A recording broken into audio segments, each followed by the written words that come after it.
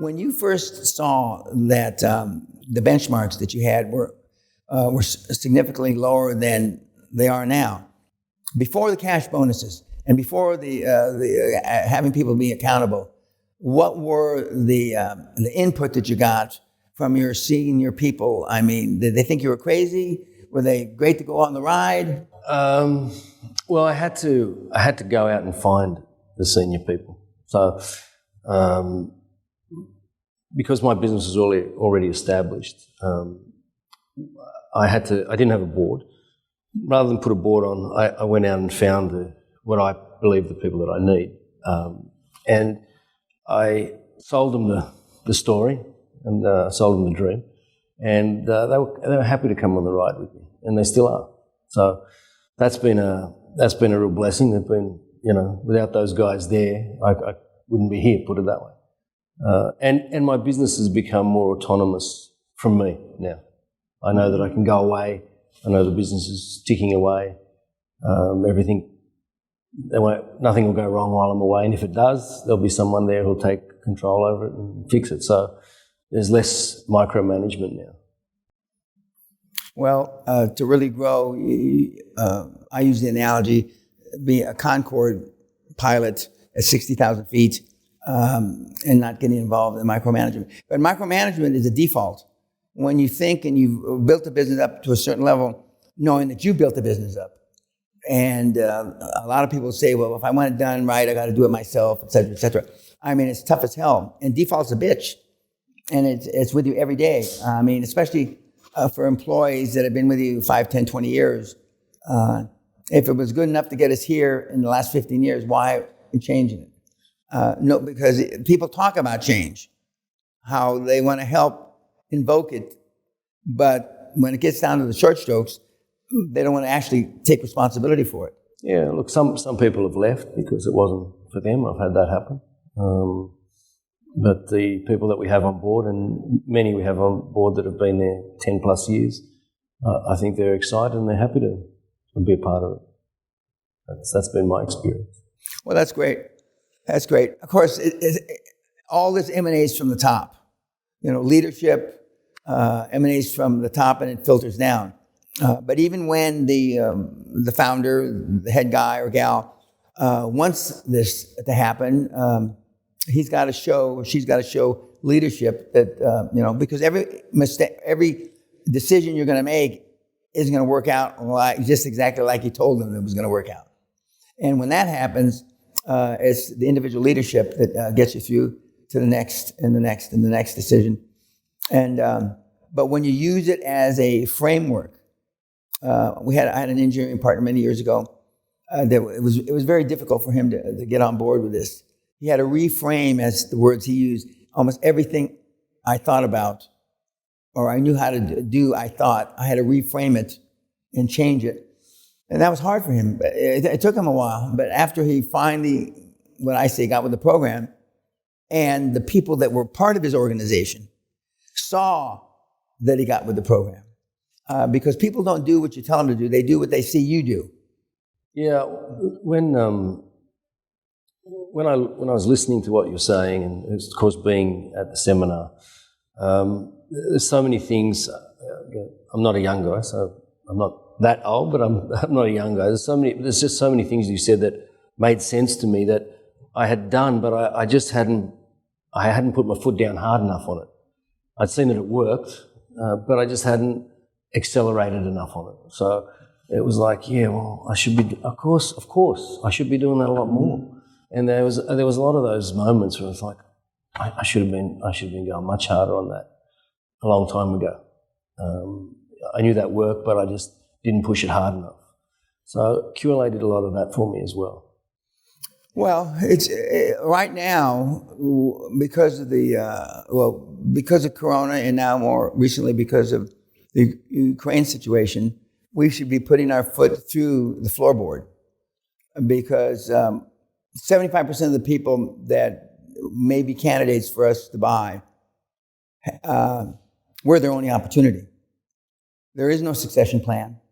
Okay, they may be worried that the numbers aren't what they used to be before Corona, or they may be concerned because the numbers are edging downward because of the current Ukraine situation.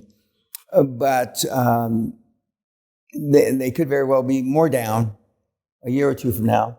And we used to say back in the 90s, early 90s when I started this, your succession plan is falling dead in your in-basket. Well, they don't have in-baskets anymore, but falling dead with your iPad or falling dead with whatever, it still happens. After Corona has subsided, we had many sellers that had said, this isn't my cup of tea, come back to the kids and say, hey, are you still in the market for such and such? And every day, another layer of the onion gets peeled back about what Ukraine saga is doing to business worldwide. It's gone from, it's going to affect worldwide GDP, 1%, to now 3%. That's a lot of fucking money, okay? Because we had become, Europe, NATO, the EU had gotten sloppy. They had gotten satiated living off of Russian hydrocarbons, okay? They thought that Putin would never, ever use it as a weapon. Why? I have no idea why they thought that. But it's just like I've never seen a business plan fail on paper. All the pundits, all the Oxford guys and this, he won't do that because the worldwide implications is they're talking about a third of his people starving to death now. I don't believe he gives a shit. Okay? And when you're willing to make those kind of terrible decisions, as hard as they are on your own people, then you can't really tell what he'll do.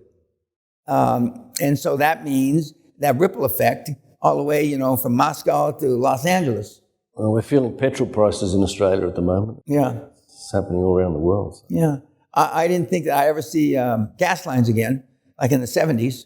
But here, everybody is, not everybody, people that drive, I don't drive, but people that drive cry about, we went to London a few weeks ago, and our driver in the car, and of course we have a big car, but supposedly gets 21 miles a gallon. I don't believe that big hog gets 21 miles a gallon, but anyway, supposedly it does. But I could tell it used to cost 60 pounds to fill up the tank. Oh, no, 80 pounds to fill up, now it's 100 pounds to fill up the tank. Unbelievable. What's petrol down there? I think we're up to about $2.30 or $2.40. A liter? Yeah, a liter. Am I missing? No. That's up from about, $1. I don't look at the price. I go and just pay, but I think that's up from about $1.80 or $1.90 a liter. I know that when I was there in the 80s, it was like 40 cents. Yeah, I remember that. Yeah, 40, 45 cents a liter. Yeah. It's not that now. So. I remember when I went to Darwin, they asked me if I was going to drive, and I didn't know where Darwin was, and I was in Sydney. I said, wait a minute, isn't Darwin up here and we're down here? You don't want to drive. No. It was a pain in the ass to fly. It was a pain in the red-ish dirt forever. Forever. Are you hunting buffalo up? Yeah, exactly. I was actually with the Crocodile Dundee, because there really was a Crocodile Dundee guy, and I hired him, and his name was Barry Lees, and I still remember this. I wanted a big, huge male buffalo, which is hanging in my the big hall in the castle, and he said, "Oh, we'll get one." So we're about the third day. We left Darwin. We tuxedo, gambling, dinner at night, and then we went into the bush. And about the second or third day, he's whispering. Why are we whispering?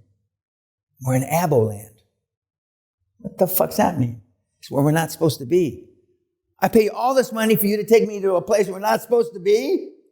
He says, well, there's only one place I know for sure that you're going to get it. Anyway, and so we got it, and we got out as quick as humanly possible. That's not the time I got run over by a buffalo. That's another time. But I was telling the students at Exeter, Christmas Day I fell, serious accident. And here during the seminar, I still get put on the seminar. But I said that I realized I'm not the guy from 30 years ago. When I got run over by a buffalo, I dusted myself off and chased it down in the and killed it. And I said, when I fell on Christmas night, I couldn't have got up and chased anybody, any place. And 30 years difference. So that buffalo would have killed me for sure. But in closing, what message, if there is a message, prefacing it by from Australia, and the program, they used to say, could not work in Australia. That's so much crap. Just like they said it couldn't work in Africa and a lot of these other places. We've got a couple of successes down there. Oh, yeah, absolutely. One of the young ladies that was here, when I was here, we had a good class actually in that July 19. We had Thomas and Carl and Chantel. So we've got a couple of guys down there. Her cosmetic surgery deal. Yeah, I think something like that. Yeah, she's doing very well. Yeah, she is. Doing very well. But look, there's a great deal of wisdom in QLA. It's there if you want to take it up. It's free online. Correct. But there is a big difference when you come over here and experience it firsthand. So it's not for the faint-hearted. I can assure you. I'm a karate teacher by trade, really, and I've been doing it for 42 years, and it's not for the faint-hearted. 7th Dan, if I remember. Yeah.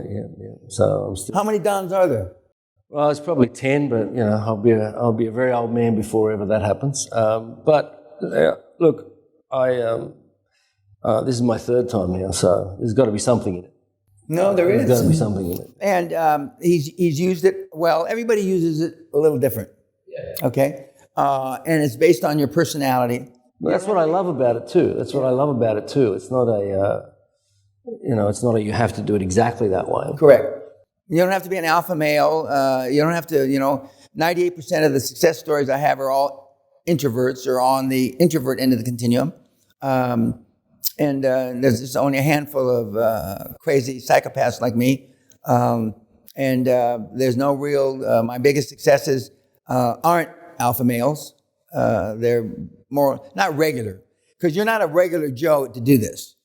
That's true. The people I've met here, Roberto, Gerard, all those guys, they're not. Yeah, they're not regular, okay. But they're also now Einsteins. Okay, we've had a couple of Einsteins. They're not Einsteins. But anyway, I want to thank you very much. I look forward to the seminar. In a few days, we're going to ask you to do a Q&A for us. Very honored, thank you. Yeah, we'd be appreciative. And for this batch of meatheads, they're all meatheads that I affectionately refer you to. But thanks very much for coming. My pleasure. Bye. Thank you. Bye-bye.